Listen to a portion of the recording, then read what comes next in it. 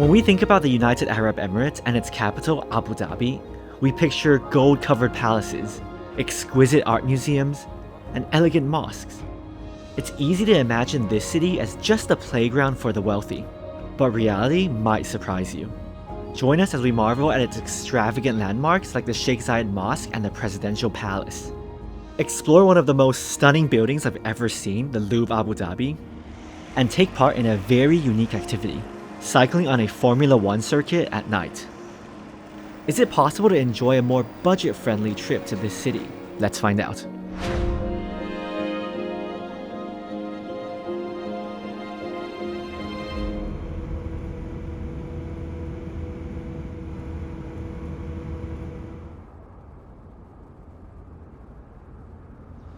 Good morning from Abu Dhabi, and our first stop today is the Louvre Museum on Satia Island. Satia Island is sort of this museum district here in Abu Dhabi, but right now only the Louvre Museum is finished. In the future there will also be a giant Guggenheim Museum and the National Museum.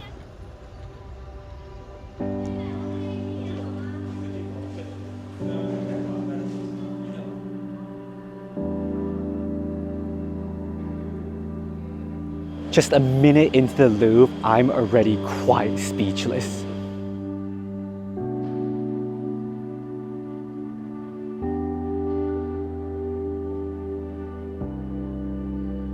The dome structure here at the Louvre Abu Dhabi kind of feels like a giant bird's nest, and you can even see birds flying around in this area, birds chirping.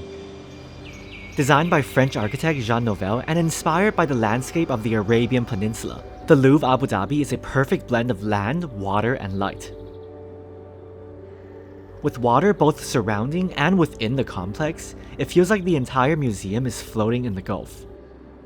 Underneath the palm-like dome, the harsh desert sunlight is softened and scattered. The architects call it a rain of light, giving the building beautiful patterns and pockets of sunshine.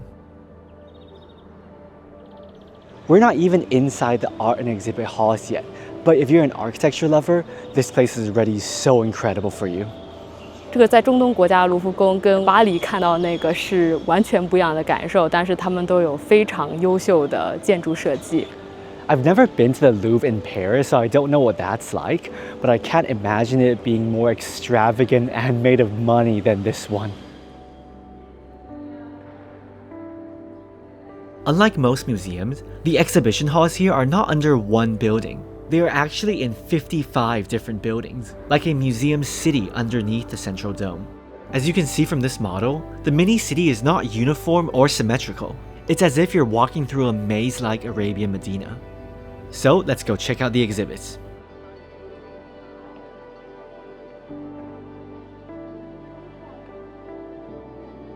Instead of grouping the exhibits by region, here they are mainly organized by time, from early human communities to the present day. This way you can experience stories from different parts of the world during the same time period. I'm not going to talk about any of the artifacts on display. I think that's for you to discover yourself when you visit. But even as someone who's not that interested in ancient history, this was still wonderful to check out.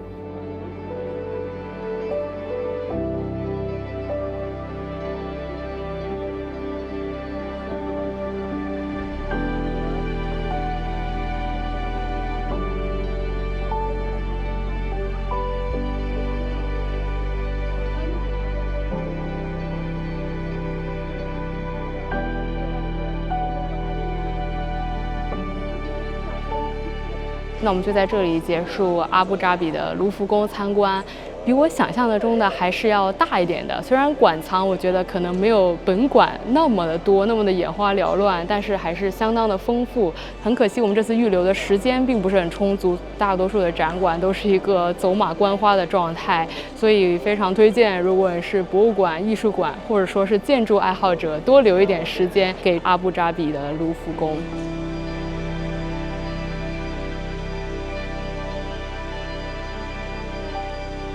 The Louvre is really stunning in every way. You can easily spend 2 or 3 hours just looking at the exhibits, and that doesn't include exploring the outer dome.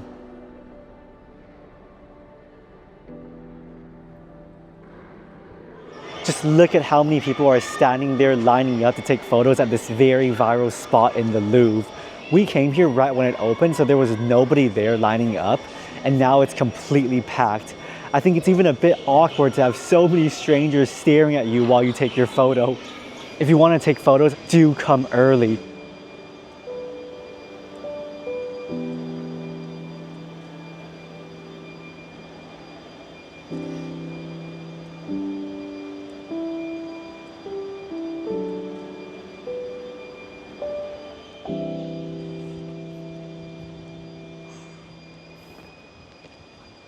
As we still have 2 more places to visit today, unfortunately we cannot spend all day here at the Louvre.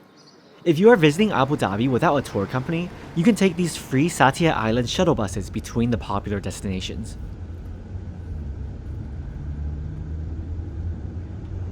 Ooh, it's so bright right in the middle of the day now, and our next stop is the Abrahamic family house. In this complex, they have a mosque, a church, and a synagogue, the houses of worship of the 3 Abrahamic religions.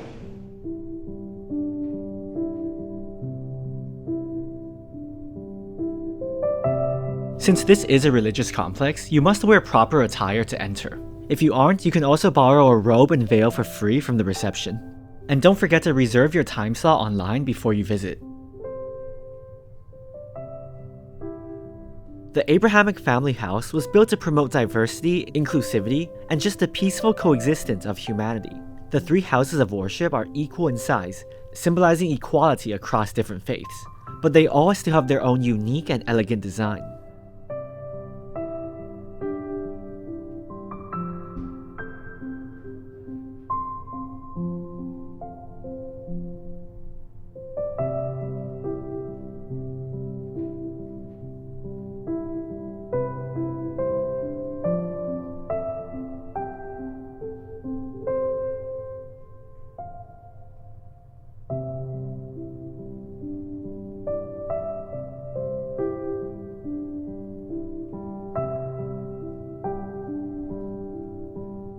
It's also very interesting that the houses are not aligned with each other. Of course, the mosque faces Mecca, the synagogue faces Jerusalem, and the church faces east in the direction of the rising sun. But in the end, no matter which house you enter, all you feel is peace.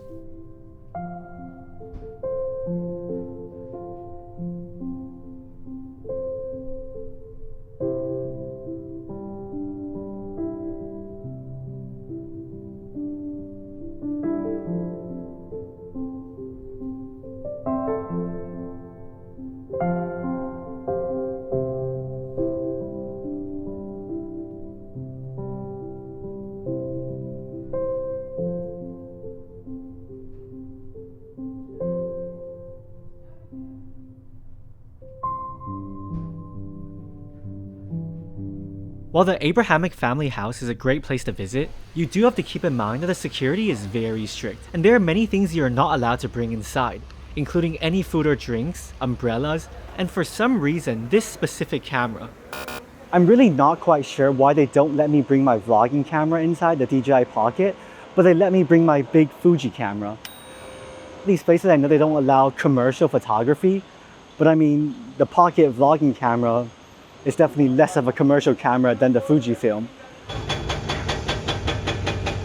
It's calm and peaceful inside, but outside, not at all. After a short break back at the city center, we are off to the next destination. For our final stop of the day, we are at the Sheikh Zayed Grand Mosque.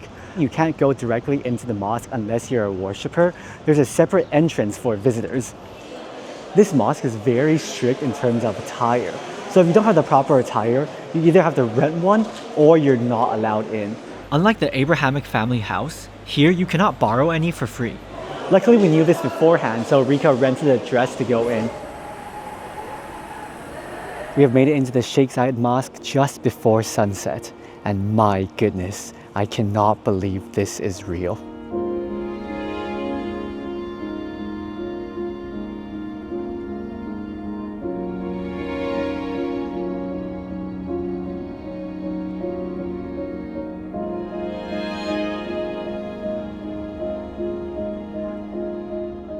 不得不来当一小下阿拉伯公主，但是得裹得严严实实的，而我没有带任何的长袖跟足以到脚踝的长裤来，所以就不得不租了一套这样的衣服，然后里面还得穿这样的冰袖，因为一点透都不可以接受。Well， 当公主真是不容易啊，而且已经觉得好热了。不过现在已经快日落了，所以稍微也凉快了一点。眼见为实的 Sheikh Zayed Mosque 还是比我们在网上看过的那么多照片要好看上许多。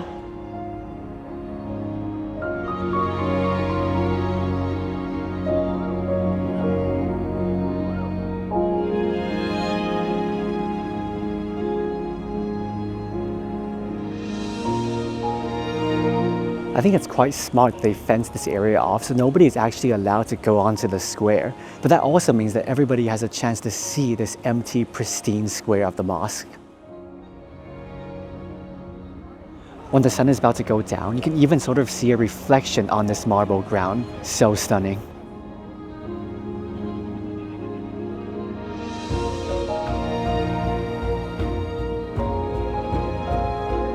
可能从画面中看不太出来，这座通体都是洁白的建筑，在细节上其实有很多不同的纹理、图案、雕刻，真是精致到极致的白，五彩斑斓的白，高调奢华的白。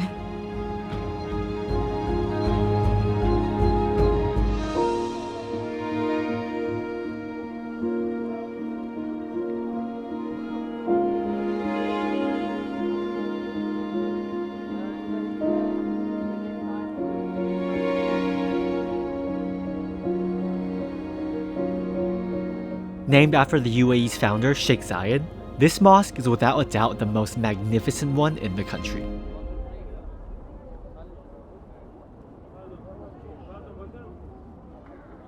While the luminous exterior already looks exceptionally grand, just wait until you see the interior. We can hear the call to prayer of the mosque already. I think they're ready to conduct their sunset prayer.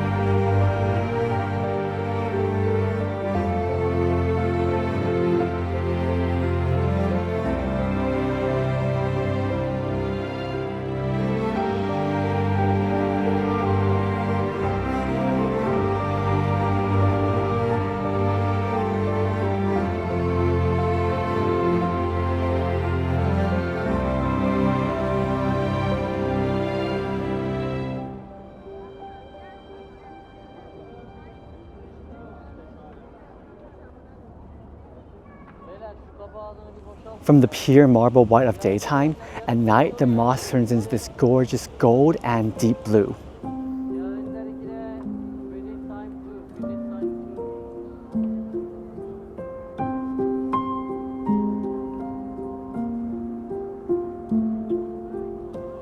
So that pretty much concludes our visit here at the Sheikh Zayed Mosque. The sky is completely dark now, but the mosque still looks like it's glowing in the dark. I think the best time to come is around 1 hour before sunset, so you get to see the mosque in 4 different times of day. You can see it during the daytime, around sunset, blue hour, and of course at night.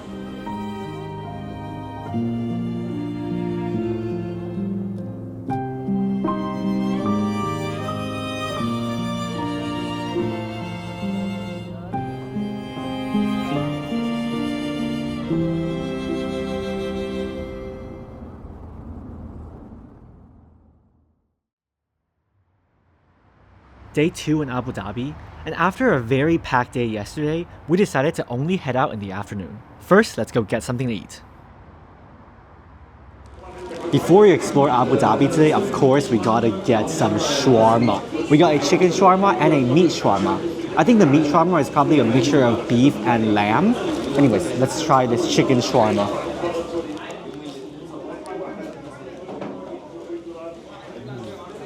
Oh, that is actually really delicious. A little bit sour. Maybe it's because they put some pickled vegetables inside. Now I'm gonna try the meat version. I think they're actually very generous with the filling. 闻起来还蛮香的。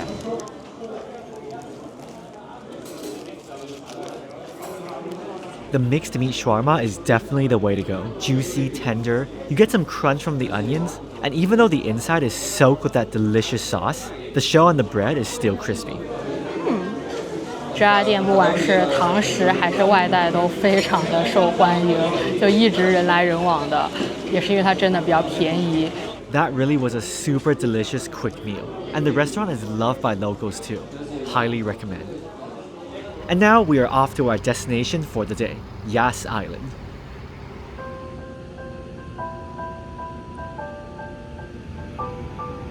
Here in Yas Island, of course, the most popular attraction is the Ferrari World Abu Dhabi. Even from far away, you can see this giant red structure just in the middle of the desert. But since Ferrari's performance this year is quite... So we're not going to go to Ferrari World. 想想觉得我们对 Ferrari 的爱也没有那么深。当然，这附近还是有很多的主题商店可以去逛。If you do want to visit Ferrari World, a day ticket is 345 dirhams, around $94 US. We only have about 1.5 hours until our event in the evening, so it's not enough time to visit anyways. We're just gonna check out the shops and admire the days when Ferrari was actually great.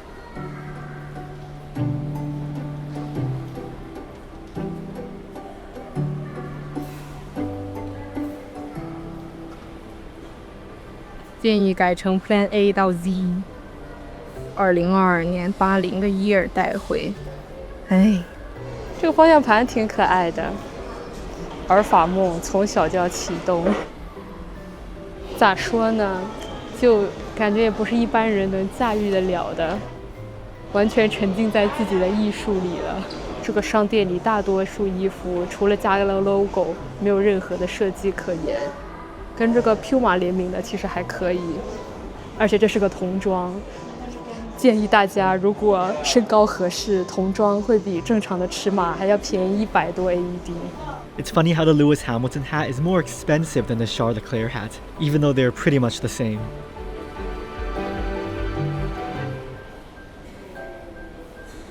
We are actually here at Yas Island to go visit the Yas Marina circuit to do one of the most unique events in Abu Dhabi.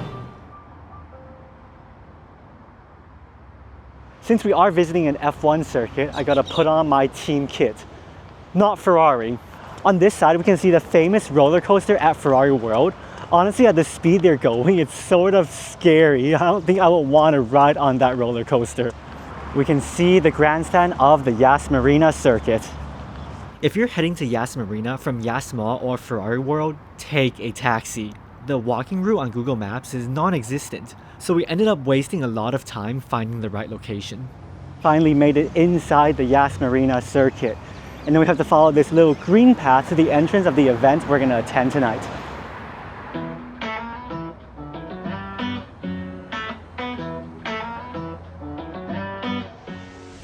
So tonight we're here at the Yas Marina circuit to participate in TrainYAS, which is a cycling and exercise event where you can cycle around the actual F1 circuit.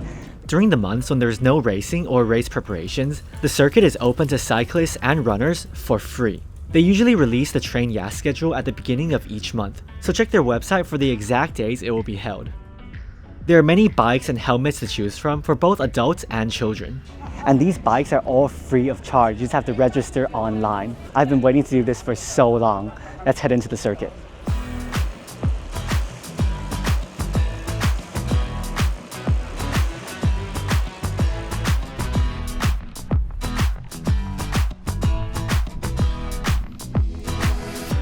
This is honestly one of the coolest things I've ever done.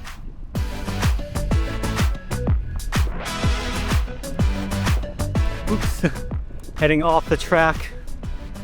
5-second penalty for track limits.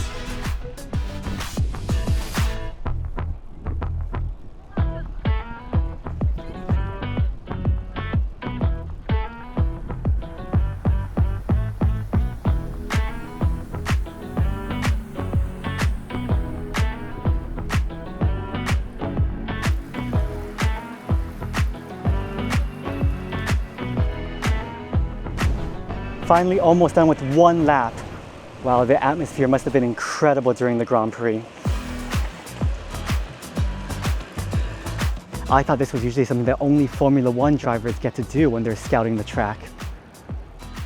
This circuit has quite a lot of elevation changes. This uphill section at turn 2, the most brutal section of the track. 我们现在都从日落骑到了天黑，不过一路上有非常多的同伴一起骑行，有一些感觉是非常专业的骑车手，像我们这种业余小菜鸡，都是靠右边骑，右边的慢车道，为了不挡住他们的路。这个赛道亮起来之后还蛮漂亮的。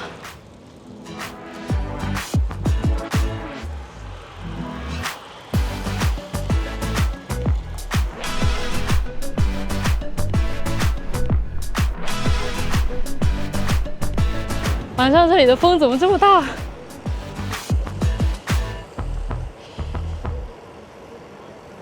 这赛道旁边停着超级多的豪华游艇，土豪们确实很会享受。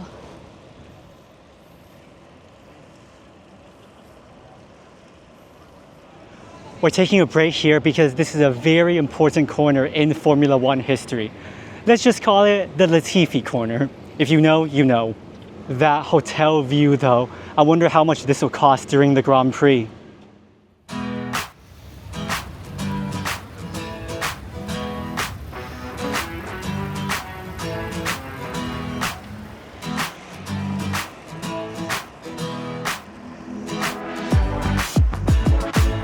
This really is an epic experience I'd recommend to everyone visiting Abu Dhabi.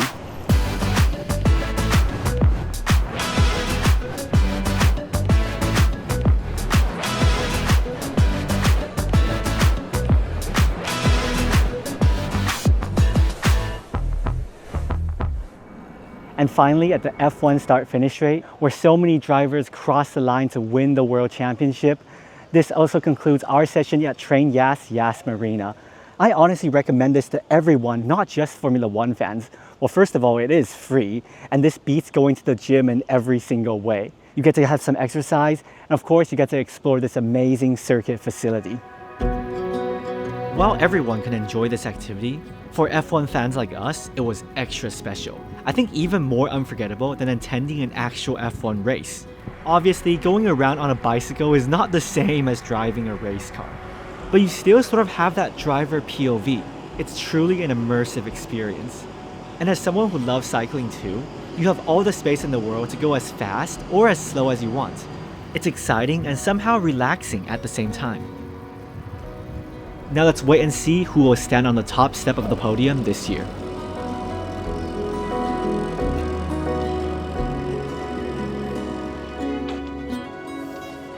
And it's good that they also have water dispensers around the track.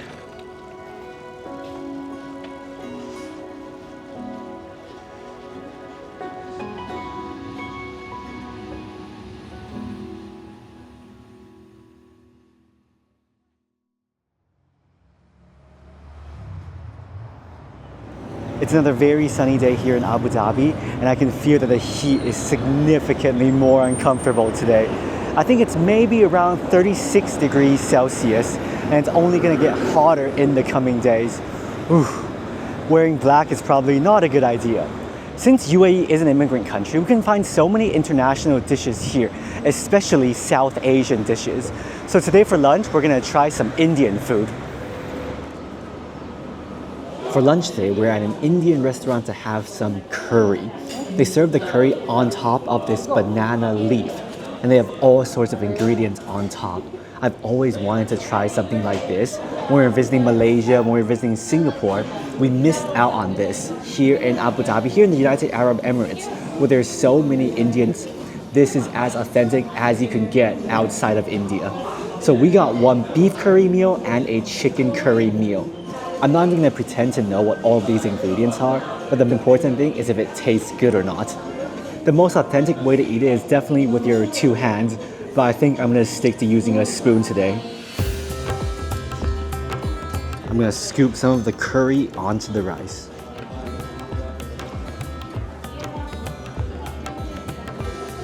That is absolutely packed with flavor. You get that smokiness, you can taste the cumin and coriander. There's even a little bit of sweetness to it. And of course, the beef is super tender. As this is a South Indian restaurant, it's common to have beef on the menu even though most Hindus don't eat it. Beef is especially common in the Kerala region where this style of banana leaf curry originated. I think my favorite side is this one over here. It's like some sort of masala mix with beans inside. There's also this one that tastes sort of like shredded ginger. It's really refreshing. Kind of cleanses the palate from all the heavy flavors. The chicken curry is milder and also very delicious, but I guess less special than the beef since I've never actually had Indian beef curry before. For chicken dishes, I still prefer classics like butter chicken. And of course, we got a lassi as well. This one's very thick. You can barely sip it up with the straw. Overall, the meal was surprisingly delicious with very generous portions. I would love to go to South India someday and try the most traditional version of sadhya, banana leaf curry meal. I think next time I try, I'm gonna try it with my hands. Anyways, now we're gonna head to another must-visit site in Abu Dhabi. We're gonna head to the Presidential Palace. In Abu Dhabi, there are actually tourist shuttle buses that connect major destinations here inside the city. The frequency is not that common, but right now we're just in time to get onto one of the buses, and luckily this shuttle bus stops underneath our hotel, the City Seasons Hotel. So we're gonna see if we can get to our destination for free. Maybe because this is low season, there is literally nobody else on the bus except for us. Whew, finally made it to the entrance of the Presidential Palace. Once you arrive at the gate, you first have to go through security, and then you'll take one of their designated shuttle buses to bring you to the actual palace. Unfortunately, the audio portion of this vlog will be a bit iffy because they don't let me bring my microphone inside. All my other gear is okay, just not the microphone.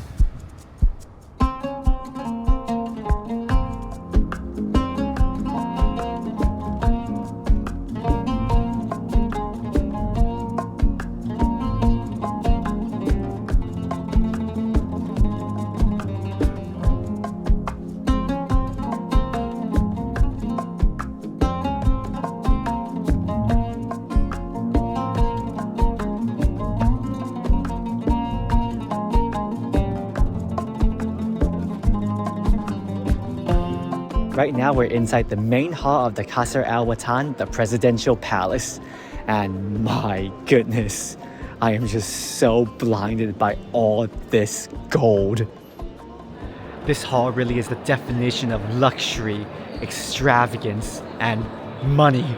Since the ceilings here are so high, it doesn't really feel like you're inside a building. It kind of feels like that dome is the sky.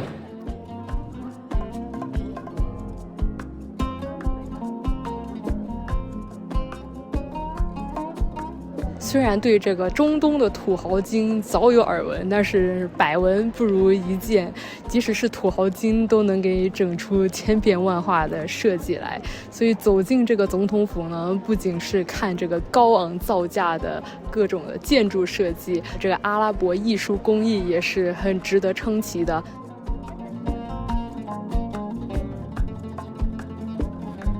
Qasr Al Watan literally means Palace of a Nation. It's a grand symbol of UAE's governance and cultural heritage. The unbelievable amount of detail in every single corner of this hall is just staggering to look at. While not the entire palace complex is open to visitors, we can still see important areas like the banquet hall, the meeting place for the UAE cabinet, and the Qasr Al Watan library. But I think the most interesting hall is this one right here. It features all the diplomatic gifts from other nations when they visit the UAE. I really like how they separate the different gifts into categories, so you get to see how each country interprets a specific item. For example, here are all the vases. There's a collection of Qurans from around the world, and also many different interpretations of the falcon, UAE's national bird, including this very elegant one from China. It really has some of the most beautiful collection items. As this is the presidential palace, there are also many portraits of the leaders of UAE, both past and present. This is Sheikh Zayed, the founder and the first president of UAE. We also have Sheikh Khalifa. We all know the famous tower in Dubai, the Burj Khalifa. Back then, Dubai wanted to name the tower Burj Dubai, but during the economical crisis, they were nearly bankrupt, and the president of the country, Sheikh Khalifa, had to go in and save Dubai. So that's why in the end, they named the tower Burj Khalifa after the former president. Speaking of Dubai, this is Sheikh Mohammed bin Rashid Al Maktoum, who is the ruler of Dubai and the Prime Minister of UAE. Something I find very interesting is the full name and title of the Emirati royalty. It's very long. For example, this is the name of the current president, His Highness Sheikh Mohammed bin Zayed Al Nahyan. Sheikh is the title given to rulers or leaders. Mohammed is his name. Bin means son of, so he is son of Zayed. And lastly, Al Nahyan is the ruling family of Abu Dhabi.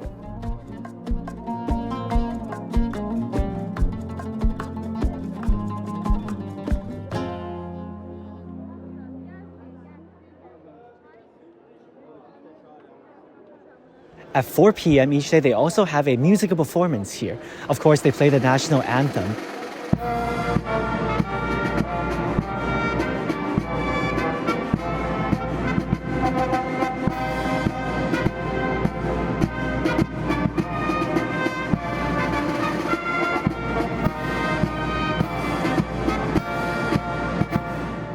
And then they start playing some pop songs. I find the choices very interesting. They play the song Cheap Thrills by Sia.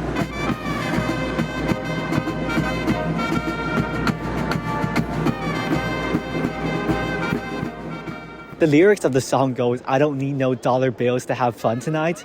I don't need no money.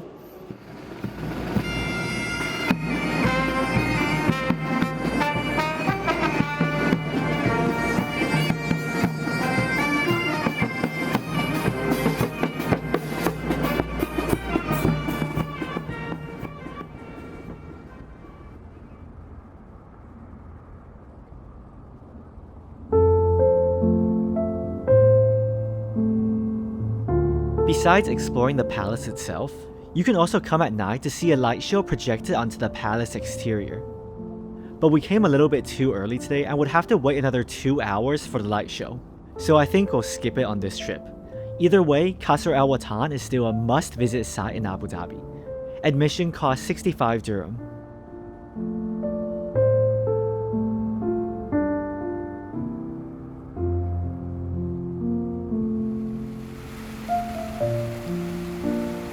After visiting the presidential palace, we made our way over to the famous Etihad Towers that Vin Diesel jumped over in a Lycan Hypersport.